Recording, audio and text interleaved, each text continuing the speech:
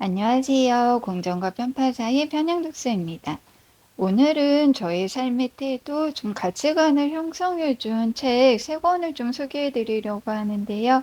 자기계발서는 아니지만 저에게는 그 어떤 자기계발서보다도 좀 삶의 지도가 된 책들입니다. 지금부터 한 권씩 소개해 드릴게요. 첫 번째 책은 유시민 작가님의 어떻게 살 것인가입니다. 이 책은 2013년에 출간된 책인데 저도 그때 구매해서 읽었는데 지금도 가끔 생각날 때마다 꺼내보거든요. 그래서 그런지 이렇게 손때가 묻어서 책 표지가 너무 지저분해진 거예요. 이번 영상 준비하면서 이렇게 아스테이지로 책을 코팅하듯 싸줬는데 이렇게 책을 포장해 주는 게 이제 책을 오래 보관하기에 굉장히 좋은 방법 같아요. 어떻게 살 것인가는 유시민 작가님이 정치인에서 지식인으로 돌아오면서 쓴 첫 책인데요. 2012년 18대 대선을 통해 박근혜 정부가 시작된 시점에서 유시민 작가님이 자신의 개인적, 사회적, 정치적 경험들을 통해서 어떻게 살아야 하고 또 어떻게 죽어야 할지, 또 의미 있는 삶, 품격 있는 삶, 행복한 삶이란 무엇인지에 대해서 좀 스스로 답을 찾아나가는 책입니다. 유시민 작가님은 어떻게 잘 살 것인가는 좀 어떻게 죽을 것인지와 연결되어 있다고 하면서 실존지를 예로 드는데요. 인간은 태어나는 순간부터 죽음을 향해 나아가잖아요. 지금의 의료 과학기술로는 죽음을 극복할 수 없기 때문에 인간은 누구나 죽을 수밖에 없는 운명이고, 그래서 삶이고 죽음이라는 게 실존주의에서 말하는 구절인데요.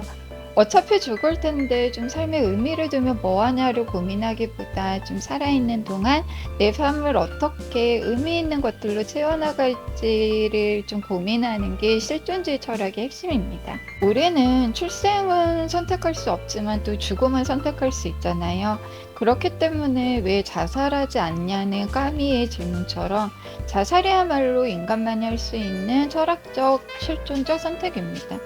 우리는 인간으로서의 최소한의 존엄조차 지키지 못한다고 생각할 때 자살을 선택하게 되는데, 유시민 작가님은 존엄성을 지키기 위해서 일, 놀이, 사랑, 그리고 연대를 잘 해나가야 된다고 하세요. 마틴 셀리그만이라는 임상 심리학자 역시 좀 수많은 관찰과 상담 사례를 통해서 일, 놀이, 사랑 이 세 가지가 삶의 위대한 영역이라고 하는데, 이 세 가지를 잘 해내기 위해서는 자유의지가 제일 중요하다고 해요. 자기가 자기 삶의 주인임을 인식하고 또 원하는 삶을 스스로 선택하고 자신이 옳다고 생각하는 방식으로 밀고 나가는 능력이야말로 좀 자기 방식대로 살아갈 수 있는 힘이 된다고 합니다. 그런데 삶이라는 게 늘 또 좋을 수만은 없잖아요. 나의 의지와는 상관없이 또 불운은 피해갈 수 없고, 출생이라는 우연에서 또 운이 없을 수도 있는데, 그래서 유시민 작가님은 좀 다 잘 살기 위해서 네 번째로 중요한 게 연대라고 해요. 우리가 어쩌지 못하는 불합리한 사회 구조를 타파하고 또 사회적 공동선을 추구하기 위해 공감을 기반으로 한 연대야말로 사회적 진보를 이룰 수 있는 가장 좋은 방법이라고 하면서, 좀 연대를 거창하게 생각하지 말고 뭐 세금을 납부하는 거, 투표하는 거, 유기동물을 보살피고 후원을 하고 또 멸종위기에 처한 동물들에게 관심 갖고 뭐 에너지 소비를 자제하는 작은 행동 하나도 연대로 볼 수 있다고 합니다.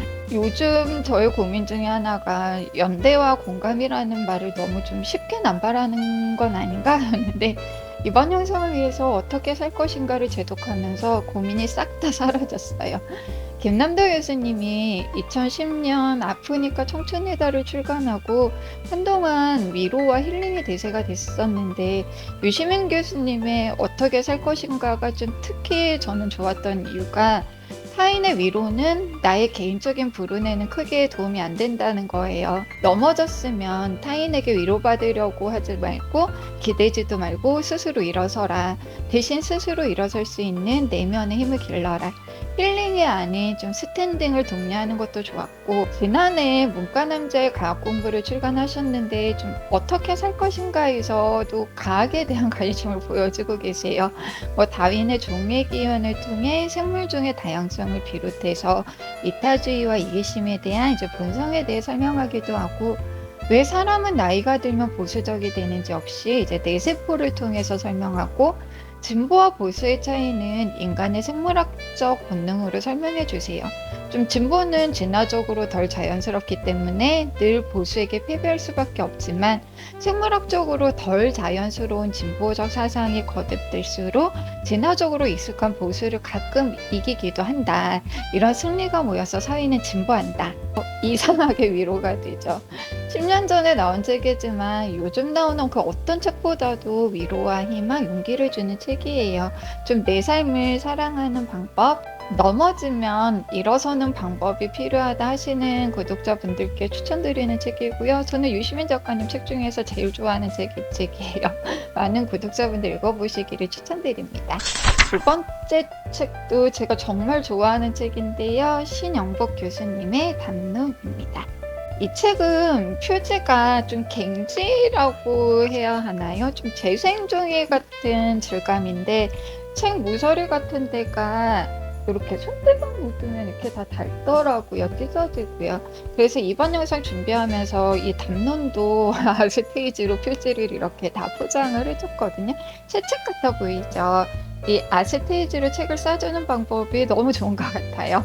신용복 교수님은 1968년 육군 사관학교 경제학과 교관으로 있던 중에 통일한국당 사건에 연루돼서 이제 무기 징역형을 선고받았다가 복역한 지 20년이 지난 1988년 8월 15일에 특별 가석방으로 출세하셨는데요.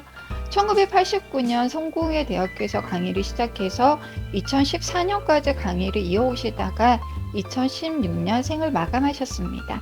담론은 2014년 성공회대학교에서 마지막으로 강의하신 녹취록을 토대로 재구성한 책이라 좀 구어체로 씌어 있어요. 그래서 그런지 문장을 읽을 때마다 이제 책을 읽는 게 아니라 선생님의 말씀을 듣는 기분이 들면서 좀 마음이 굉장히 평온해져요.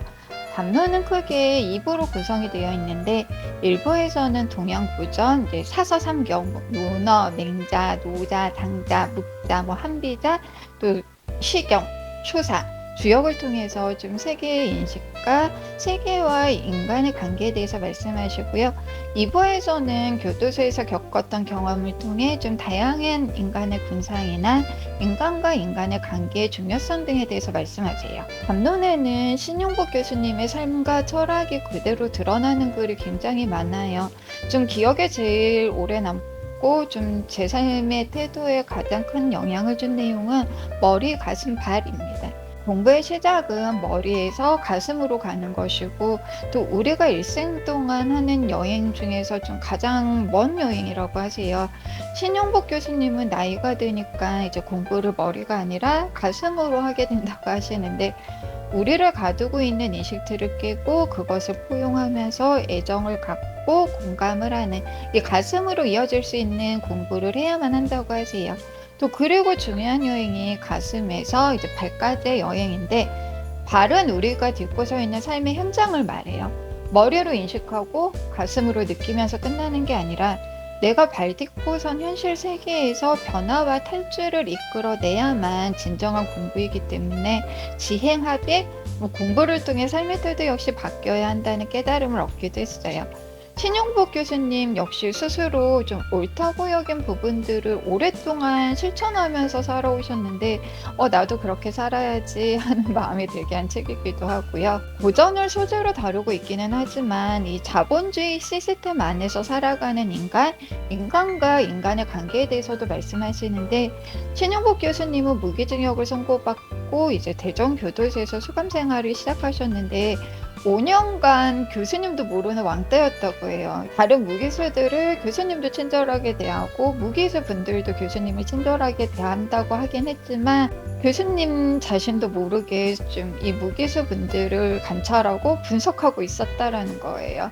그래서 신영복 교수님은 왕따를 벗어나기 위해서 좀 스스로 무기수 분들의 눈높이에 맞춰서 변화하기 위해서 노력하고 그러면서 이제 사람의 생각은 그 사람이 살아온 삶의 역사적 결론이라는 생각으로 좀 차이를 존중하고 다양성을 인정하면서 결국은 왕따에서 벗어났다고 합니다.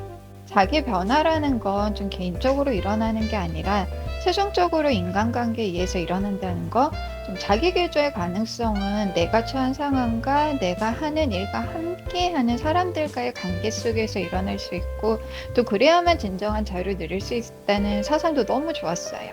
담론은 그냥 문장 하나를 읽고만 있어도 좀 마음이 따뜻해지고, 아, 내가 좋은 사람이 될 수 있을 것 같다는 가능성, 뭐 희망이 생기는 책이에요. 마지막 열매는 먹지 않고 남겨둔다는 거.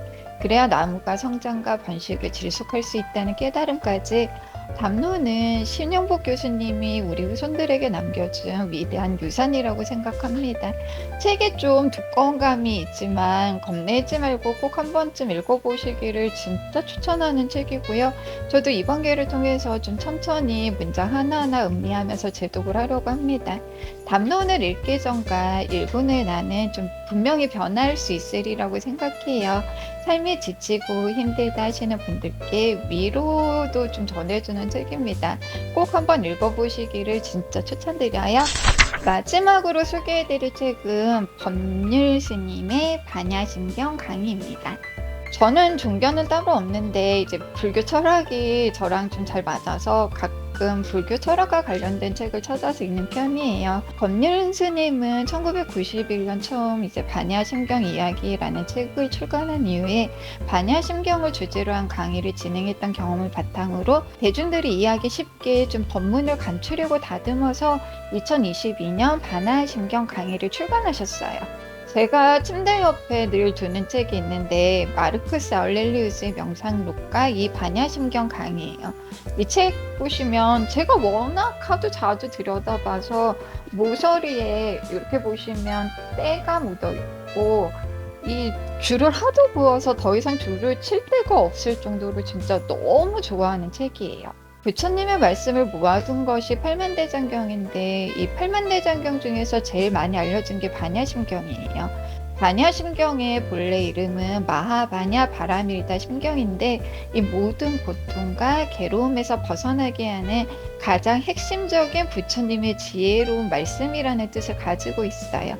책의 시작에서 법률 스님은 좀 반야심경을 통해서 깨달음을 얻으면 삶의 모든 고뇌에서 벗어날 수 있다고 하는데 좀 이 문장만 읽으면 사이비 종교 같은 느낌이 들어요. 그런데 책을 다 읽고 나면 완전히 내가 고뇌에서 벗어나지는 못하지만 좀 벗어나는 삶을 살 수 있을 것만 같은 해답을 좀 조금 얻은 느낌이 들게 하는 책이기도 해요. 반야심경의 핵심은 존재하는 모든 것이 공하다는 것을 알면 온갖 번뇌와 고뇌가 사라진다입니다. 불교 철학은 좀 가학을 기초로 한 내용이 많은데 그래서 가학과 불교를 함께 이야기하는 책들도 많이 출간되어 있어요. 좀 가학을 통해 우리는 우주는 아주 크고 무한한 시간 속에 있다는 걸 알잖아요. 근데 지구는 그런 시공간이 아주 넓고 무한한 우주 속에서 본다면 아주 티끌 같은 존재에 불과하고 크기나 시간으로 봐도 정말 하찮은데 이 지구를 살아가는 우리의 삶은 좀 그렇게 따지면 얼마나 작냐는 거예요.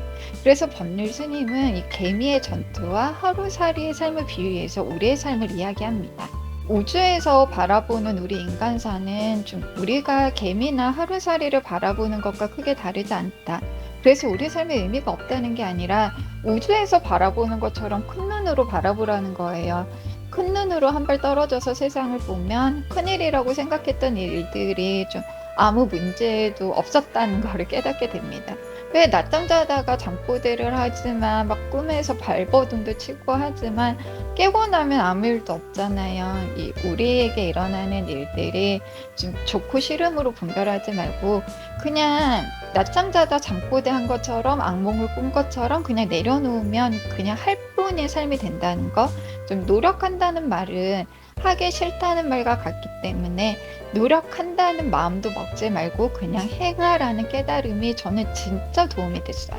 왜 일요일 오후만 되면 다시 왔네 내일 출근하네 이게 한숨 쉬는 게 우리 직장인의 삶인데 저는 반야심경 강의를 읽고 이제 그런 마음이 들어도 그 생각을 하지 않으려고 해요. 내일 출근하네? 그냥 이렇게 좀 감정을 섞지 않고 생각만 하고 말아요. 이게 아무것도 아닌 것 같지만 진짜 도움이 돼요. 아침에 일어나기 싫을 때도 알람이 울면 이제 그냥 일어납니다. '아 출근하기 싫다.' 이런 마음 자체를 먹지 않아요. 이 습관, 루틴처럼 몸에 배기도 했지만 그냥 할 뿐인 삶을 살 수 있게 해준 좀 최고의 책이고요. 결국 괴로움은 좀 내 마음속에서 일어나잖아요. 그래서 불교 철학의 핵심은 좀 마음 챙김이기도 한데 우리 삶은 고통을 느끼고 괴로워하고 이게 계속 반복이 되거든요.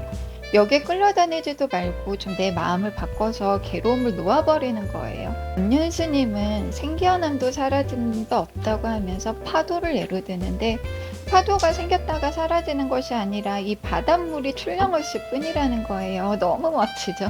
생기고 사라지는 게 아니라 다만 변할 뿐이기 때문에 이런 변화에 허우적대지 말고 좀 나도 괴롭히지 말고 남도 괴롭히지 말고 이 열반과 해탈에 이르자는 깨달음을 전해주는 책이에요. 저는 좀 자기 전에 읽는 책이 따로 없으면 명상록이나 반야심경 강의 중에서 한 권을 읽다가 이제 졸리면 자는데 제가 지인분들께도 많이 추천하는 방법이거든요. 자야지라는 생각을 안 해요. 내일 일찍 일어나야 되는데 빨리 자야지 하면 이 여기에 갇혀서 또 잠이 잘 안 올 때가 있거든요. 자려고 누우면 자려고 하지 말고 이 책을 보는 방법을 추천하는데 그럴 때 읽으시면 너무 좋은 책이 반야심경 강의예요. 내가 왜 이런 걸로 고민했을까? 좀 오늘 일어난 일은 결국 우주에서 바라보듯 큰 눈으로 바라보면 아무것도 아니구나. 아, 내 마음이 문제구나. 내 마음에서 괴로움을 내려놔야지. 이런 생각을 하면서 천천히 문장을 읽다 보면 그냥 잠이 스르르 들게 하는 마법 같은 책이고요. 법륜 스님이 반야심경을 해석해주는 문장이 너무 좋아서 읽고 있으면 위로를 듬뿍 받기도 하는 책입니다. 종교와 상관없이 읽어봐도 너무 좋은 책이에요. 좀 밤에 잠들기 어렵다 하시는 분들께도 추천드리고 번뇌에서 벗어나서 좀 평온한 삶을 살고 싶다 하시는 구독자분들께도 추천드리고 또 그냥 할 뿐인 삶, 루틴과 습관으로 내 몸이 그냥 움직이는 삶을 살고 싶다 하시는 구독자분들께도 진짜 추천드리는 책입니다. 지금까지 제 삶을 변화시켜준 세 권의 책 소개해드렸고요. 저의 가치관, 삶의 태도를 세 가지로 요약할 수 있을 것 같아요. 매일 하루를 좋아하는 것들로 채워서 좀 즐겁게 살 것, 좀 인간중심적인 사고에서 벗어나서 자연, 지구, 우주 등 이제 큰 눈으로 생각할 수 있는 사람이 될 것, 세상에 관심을 가질 것, 또 내 마음을 잘 알아차려서 쓸데없는 괴로움에서 벗어나 이 내 마음을 챙기는 삶을 살 것. 이 오늘 소개해드린 책 세 권이 구독자분들께 평온하고 진정한 자유를 누릴 수 있는 삶을 선물해 주리라 믿어요. 지금까지 공정과 편파 사이 편향적수였습니다. 영상 시청해주셔서 감사합니다.